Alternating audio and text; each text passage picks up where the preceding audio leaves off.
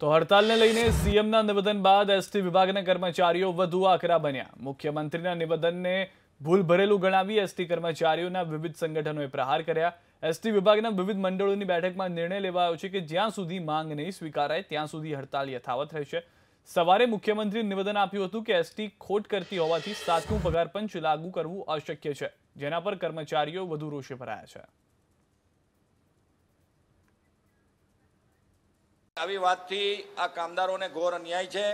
અમારું 7મું પગાર પંચની સંયુક્ત સંકલનની એક ડિમાન્ડ નોટિસ સરકારમાં ગઈ છે, એ પ્રોસેસમાં છે, એ નાણાં વિભાગમાં પણ ગઈ છે, ત્યાંથી મંજૂર થઈ છે। તો સીએમ સાહેબે આવી રીતે કામદારોના હક માટે જો એ નફા નુકસાનની વાત કરવા માટે હોય તો કોઈ વેપારી પેઢી નથી સાહેબ।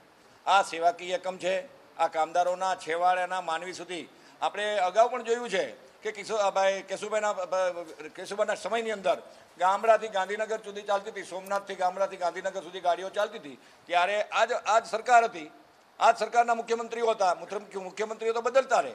અહીંયા ગામડાના લોકોની માટે સેવાકીય એકમ હોય અને નફા નુકસાન સાથે આ જો સીએમ સરકાર હોય, આ ભૂલ ભરેલી બાબત છે। આ સ્વયંભૂ 45,000 કર્મચારીના પ્રાણ પ્રશ્નો, એમના પરિવારની સમસ્યાનો પ્રશ્ન, અન્ય નિગમ અને અન્ય વિભાગોને જ્યારે 7મું પગાર પંચ મળતું હોય ત્યારે એસટી માટે આવી દ્રષ્ટિ રાખીને સીએમએ ખુદે આ એક જ્વાળામુખીમાં આગ ચાપી છે।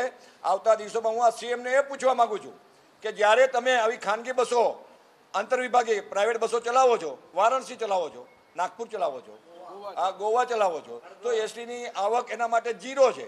પ્રાઇવેટ પાર્ટીને અમારે 45 સીટના પૈસા આપી દેવાના, ડીઝલ અમારું, કંડક્ટર અમારો, તો આ શું ધંધો માંડ્યો છે?